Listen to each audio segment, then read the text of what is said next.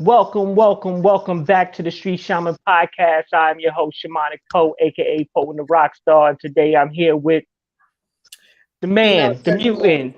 Hold on. The man, the mutant, the myth, Enokh Xmortiz. What's going on, Hey, my guy? How you doing? how's it going, brother? How you been? I've been good, man. How you been? What you been up to? Well, shit, man. Trying to stay on top of putting out the music. I just had a show Monday, opening up for Jaron Benton. That shit was really dope. That shit was. How was that though? Where was it at?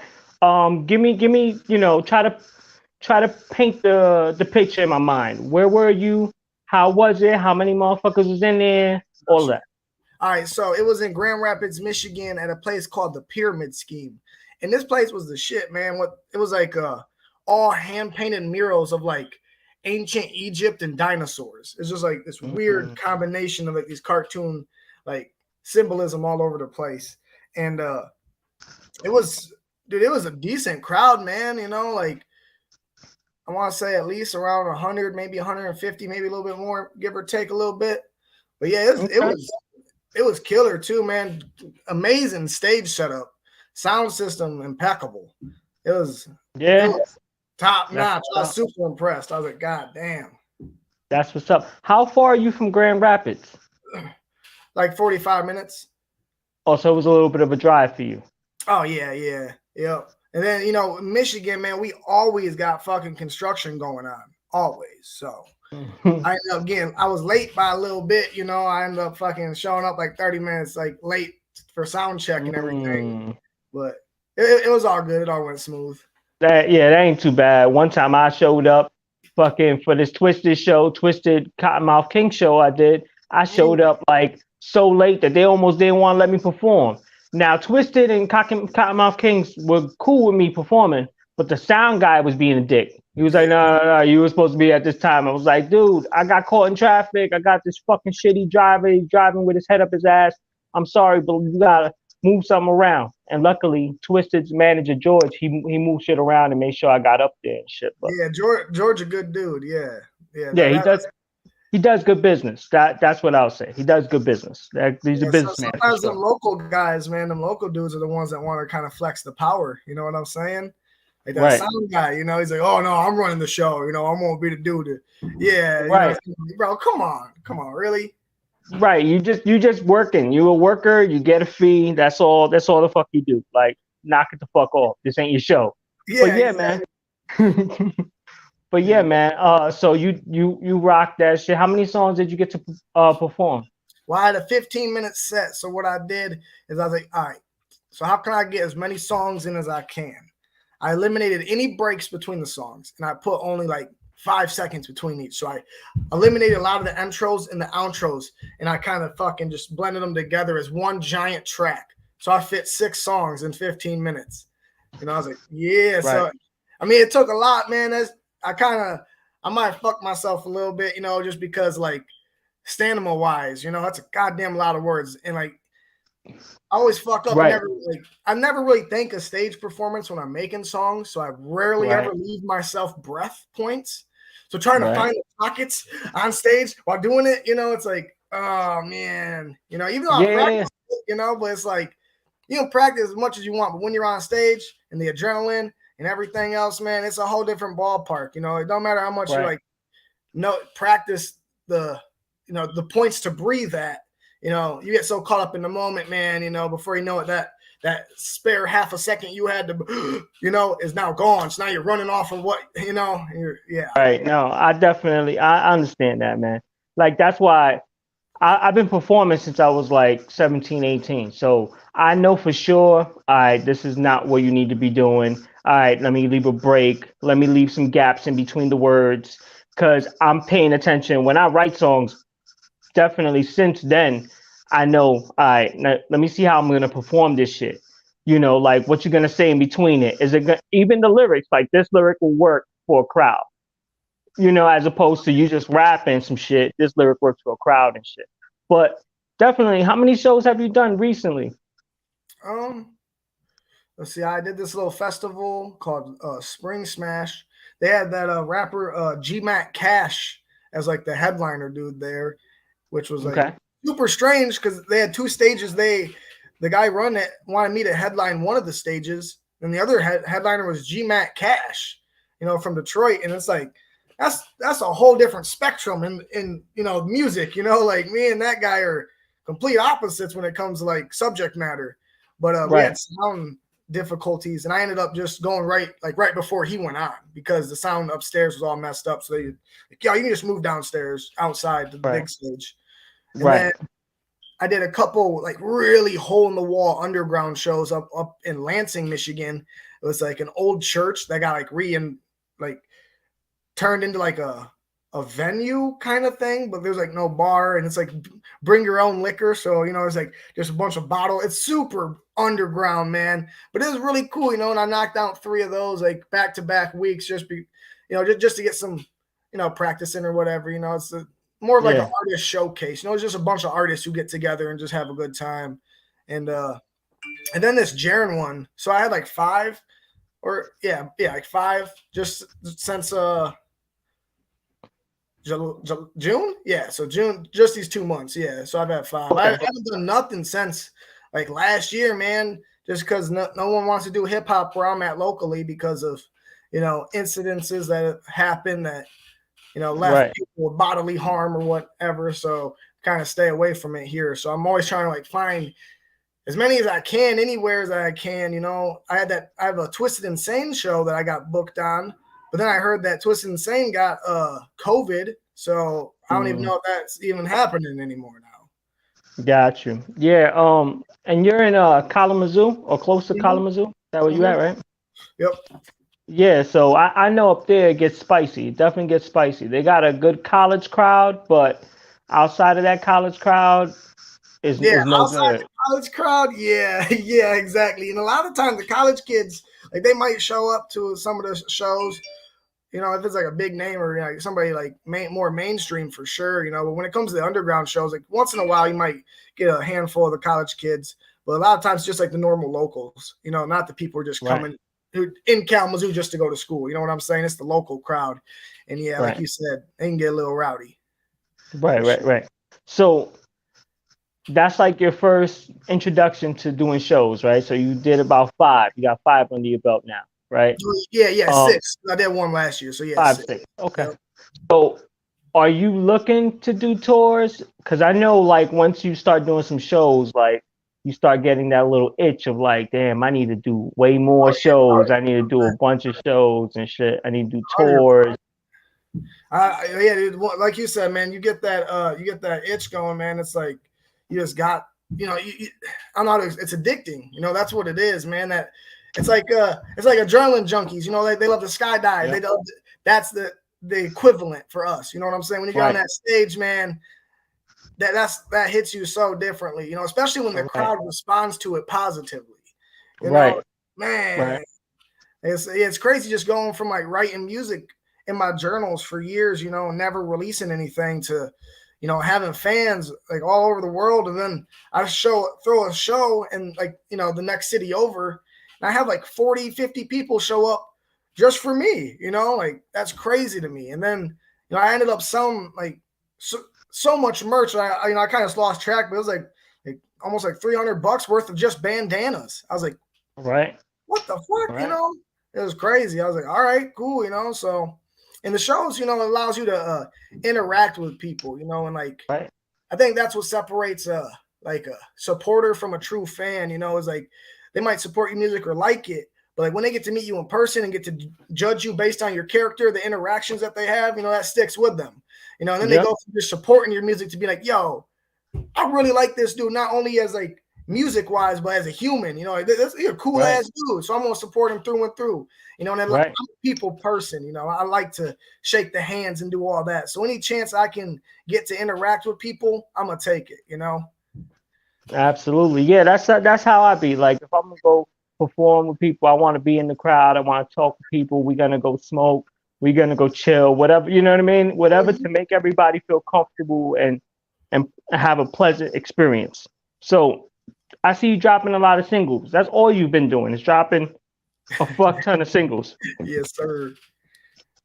Are you planning to make an album eventually? Because right now you got like so many tracks that you could just put them together and there's the album. But are Oh you planning to go into the lab and create something brand new yeah, with like a theming around it? Because most of your songs are theme based, yeah, right?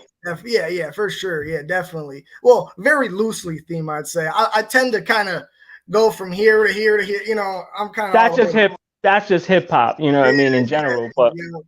But yeah, no, I definitely plan on making an album at some point. You know, like my game plan was with the singles is I know a lot of people who came before me and didn't make it, like in my city, you know, and my dad was in music, a promoter here, so he put on a lot of shows. So I got to watch a lot of the inner workings, and I seen the failures and I seen the successes. You know, and one thing I noticed was that when somebody was first coming out, they were like, "Yo, I'm gonna put together an EP or an album. I'm gonna drop that." And I'm like, okay, you know. But then I realized we live in a modern era now where people's attention span, they ain't going, they ain't, I mean, I hate to say it, but you send your album to somebody and say, hey man, check out my album. Chances are they might listen to one song, maybe right, two. right, You know, you're right, not gonna get that whole album played. I'm sorry. So I said, right, you know what? I'm gonna use that to my advantage. I'm only gonna release 2.5 minute to 3 minute song singles for an entire right, year. So each song, I can get a couple more people to follow, a couple more people, a couple more, you know, and then the right, snowball effect. And then right, now right, I right. have a following and a crowd and people who actually, you know, give me their ear. Now I'm in a situation where I can be like, all right, now I can put out an album and people will actually give me the time to listen to the entire Right. thing. Because if I came out just like, yo, here's my album, yo, like check it out, you know, people are like, you know, like I'm so used to just sliding stuff on my phone, my attention span just not, you know, and that's how people Right. are nowadays, man. They're in, out. You got to get it while it's hot, and you know, let them go, let them That's do it. it. You know, you can't Right. expect anybody to give you 30 minutes, 20 minutes straight, you know, and that's a sad truth about it. It's the sad truth. Yeah, for real. Because that's why I only do like if I'm gonna do an album, it's gonna be 8 to 10 songs. That's the album. Yep. If it's an EP, it's 5 songs. But even then, I'm releasing single, single, single, and then I might give you the album with 2 other songs that you ain't hear. You know what I mean? So if you want to go check out the rest of it and how it comes together as a completion, then you can go ahead and do that. But you can't really hit people with like I know like some they see certain artists, they see bigger artists dropping these fucking crazy albums where they got 17 songs, 20 Yeah. songs. They could do that because they might have the attention span of a core audience that you Mm-hmm. know what I mean that could check it out. But if you're new and you're up and coming and you're trying to get scrappy into this industry shit or into this music shit, you have to be dropping singles or small projects so that way they could digest it better. So so no plans for an album just yet is what you're telling me. Well, yeah, nothing set in cement. You know, I definitely have like the album, you know, criteria. You know, I got the name. You know, I got everything like that set up. I have my artist ready to do the artwork for it. You know, so you know, I'm just laying down the pillars right now. And you know, Okay. I got an abundance of you know verses just stacked up that I could easily just make something. But my problem is that I write a bunch of stuff. Like I have so much stuff but then I just keep writing. I'm always out writing myself. I can never catch up. So I could easily probably just sit down for like a week and probably just record song after song after song and try to put together an album with a core theme, you know, and add Right. some skits, you know, like some of them old school skits, you know, like what Twisted Right. Nerve, Right. you know, I miss those kind of skits, man. I kind of held the album together, you know, it helped you transfer to each little section of it. So Right.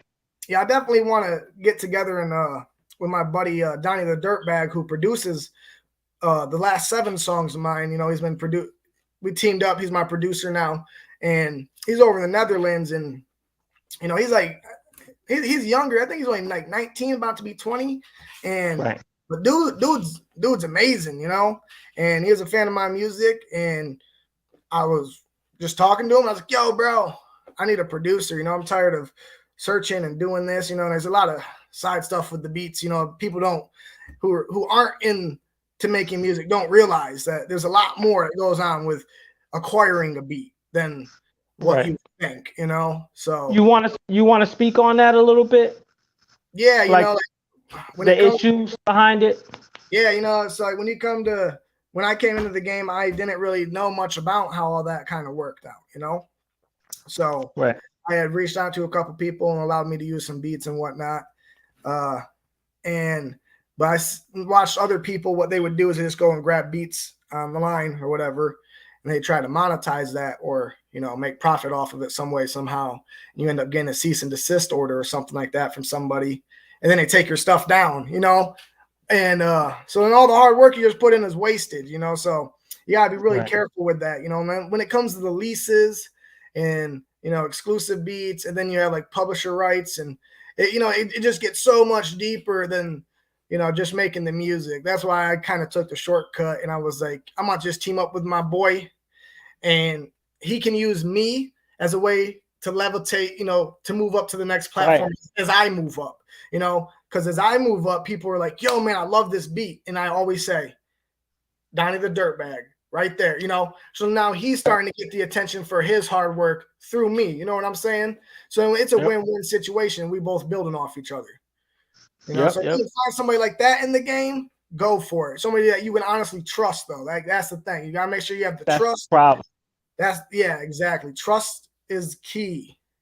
Because at any given moment you can mess around with somebody and they're like, yeah, dog, use my beat.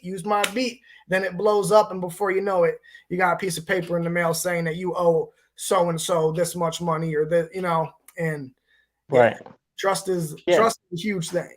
Yeah, trust is a huge thing, especially with this music shit, because a lot of people are shiesty. They're mad shiesty.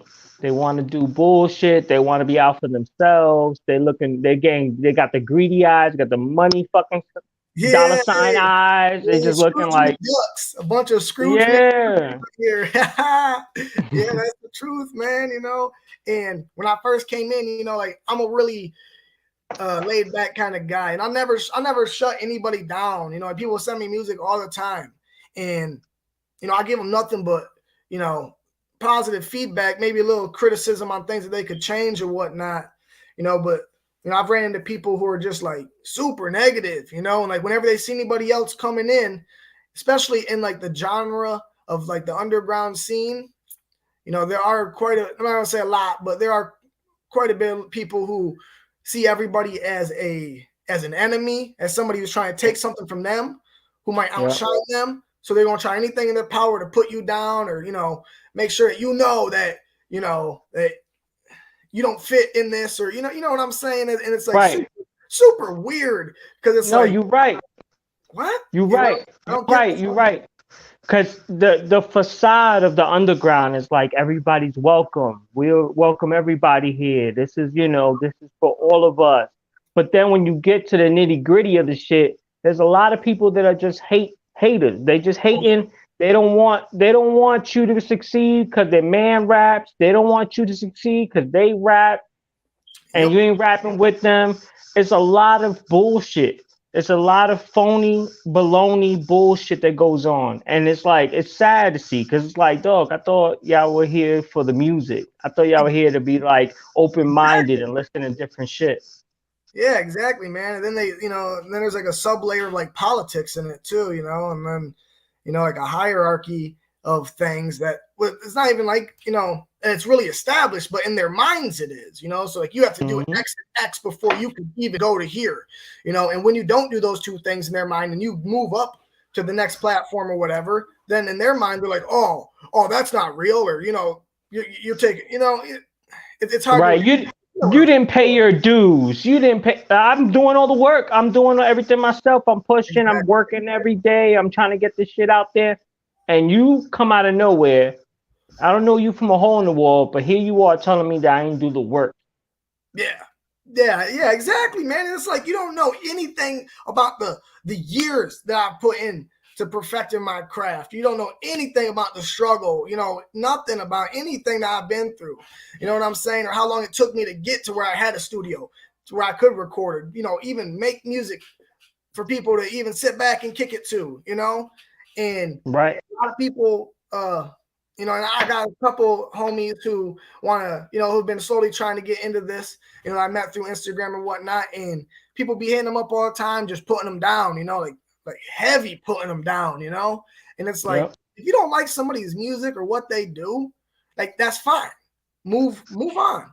But for you to ignore it up and then try to diminish their art and put them down, like you got to be the lowest person, like the scum of the earth. When you see somebody else trying to do something that they love, that they actually putting their heart and soul into, maybe it's not good. Maybe it's not something that you dig. But the fact is that they're trying to do it and they enjoy it and they enjoy the process. That's all that matters. And that's all that should matter in the underground, period. And for someone to go on their way to try to put somebody else down because how they, you know what I'm saying? Like how they perceive your art or whatever. It's like crazy to me. You know, I got some homies who hit me up. Who are like, man, I think I'm about to just quit doing this shit. Cause just so much negative feedback from these people. And it's like, nah, bro, like if you love doing it, keep doing it, you know? Like, right. Fuck what they think.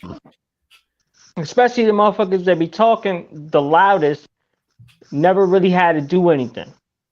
They don't know the work that actually gets put in to make shit happen. Yeah, so exactly. They just talking out their ass. Yeah, and like that's the thing. It's like it's never really other artists who really kind of hit up somebody and say, "Yo, fuck your music, it sucks, go kill yourself," type shit. But like some of them really like pugnant, just nasty people who are like in the scene, who think that. Well, I've been in the underground scene for 20 years, so now I'm like a doorkeeper to this shit. I've never made music, I've never put in any work, but I've been a part of it for 20 years. So now I'm going to tell you. It's like, what, bro? What are you talking about? Like, right. Exactly. It's a lot of bullshit. And it's funny because like they want to be underground, but they're running with a mainstream mentality. Doing shit like that. Yep, exactly, man. Exactly. Putting up like these walls between, what is underground and what isn't, and what can fit in this, what can fit in and what can't. And it's like that's exactly how mainstream is. That's the whole mainstream structure. And if you're gonna apply that to the underground, then why is it even considered underground anymore? Mm-hmm. Exactly my point. That's exactly what I be bitching about with my girl. But like these motherfuckers here, they be acting That's exactly how I be. Yo, so are you looking to get signed and shit?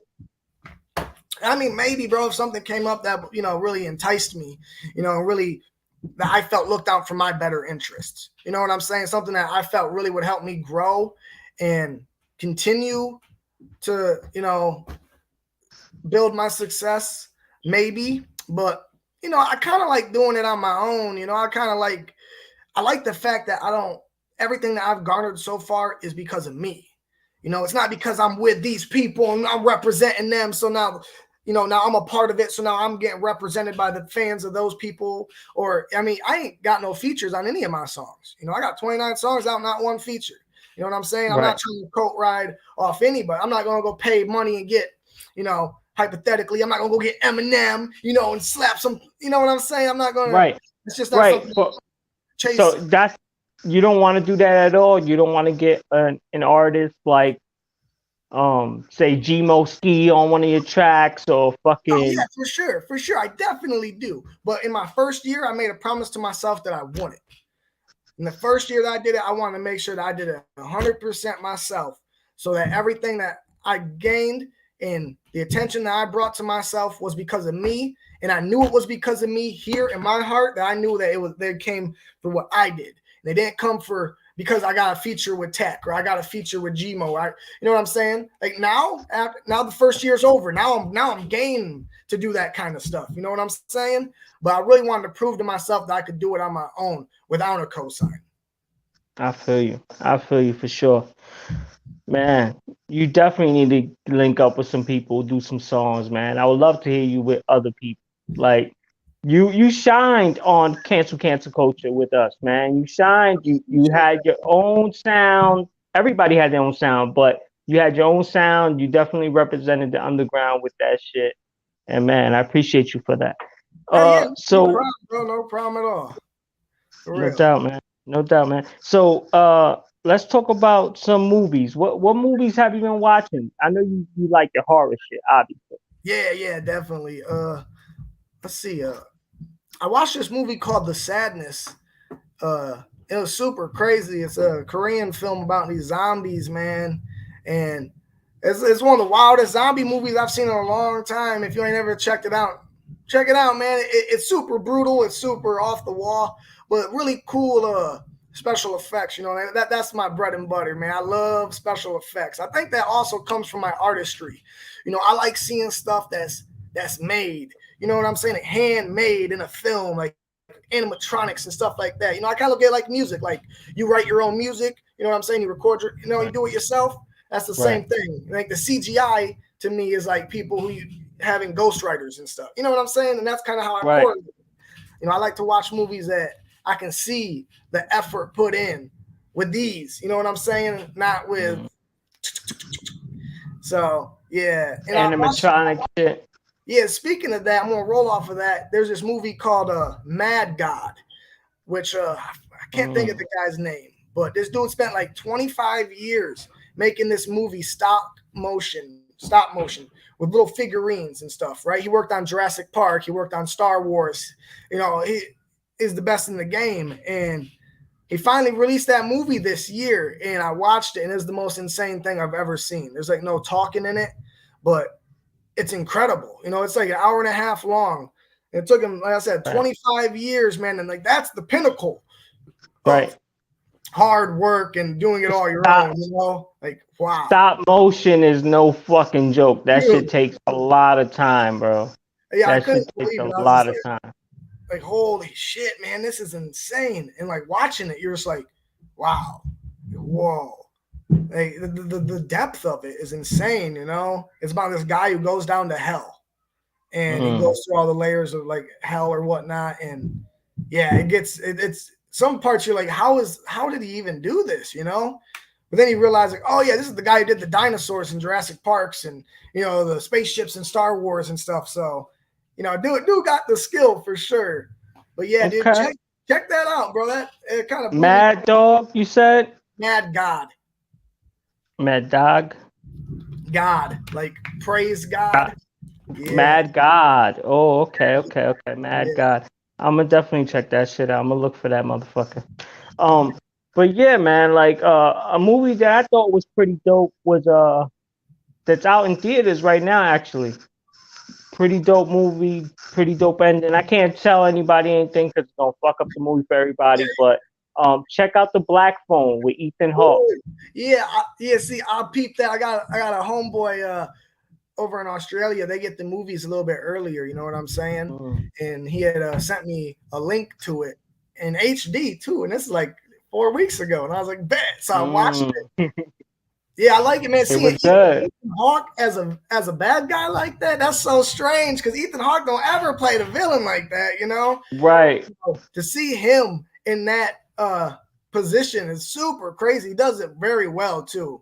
Yeah, the whole premise of that film really smart. You know, it's definitely one of the most original films to come out in the past couple of years for sure. Like the whole like, the story of it, you know, like the way it's set up is very, very well made, you know, and it keeps you like it keeps you enticed the whole time, you know. It's not really, it's not that part where you're just like, oh man, hurry up and just get, you know. This is dragging, no dragging parts. Really well paced. It's nice. It's what, 85 minutes maybe. It's short and concise. That shit gets right to the point, gets you in the mood.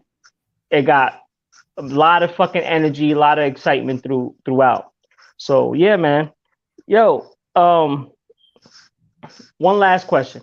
Any video games you playing? Because I know you got a Evil Dead chain, right? Don't you got a fucking ass pendant? I be playing Evil Dead, man. If I can, I'm still looking for the second one, Regeneration. I can't seem to find it, but I got the first couple of ones I've been playing. I haven't played that new one yet. Right now, one. Yeah, I ain't played that yet. Right now, I'm playing that that God of War because they had it for free on PlayStation. I was like, man, let me get this real quick. And god damn, I'm sucked in. That game's amazing. That game is insane. I was like, motherfuckers. I love the original ones, you know, but this one, man, the story and just everything about it is so fucking well done. They got that new one coming out. You know, I didn't even know they had another one coming out, which is a genius marketing ploy by fucking PlayStation. Like, yo, let's give them this God of War for free, you know, because we got this new one coming out, you know, coming out. Yeah, exactly. So yeah, you see it. You see it. You see what they did. Yeah, they got me because now I'm like, man, I gotta get that new one as soon as it drops. You know, they got me for sure. That was smart marketing. No doubt, man. I appreciate you stopping by. Yo, let everybody know where they can find Enokh Xmortiz at, man. Yeah, man. I'm on everything: Spotify, Apple Music, YouTube. You know, hire me on Instagram. I'm always active. Shoot me a message anytime. I said, man, my music's on like Amazon. It's on everything, man. Just, you know, Google me. I'm sure she'll pop up. But yeah, anyone wants to holler at me, you know, my line is always open. You know, as you know, man, I talk to everybody all the time. So anybody want to hit me up, questions or whatever, any, you know, tips or anything like that, I'll gladly help out anybody who needs it. No doubt, no doubt. Yo, I appreciate you being on. Appreciate everybody in the chat. Appreciate everybody coming through. They're gonna leave the fucking comments. Please donate if you can donate. Show some love. Like, subscribe, hit the bell for all the notifications. I only go on maybe once a week. So this is the Street Shaman Podcast. I am Shamanic Poe, aka Poe and the Rockstar, here with the myth, the man, the mutant, Enokh Xmortiz, and we out of here, motherfucker.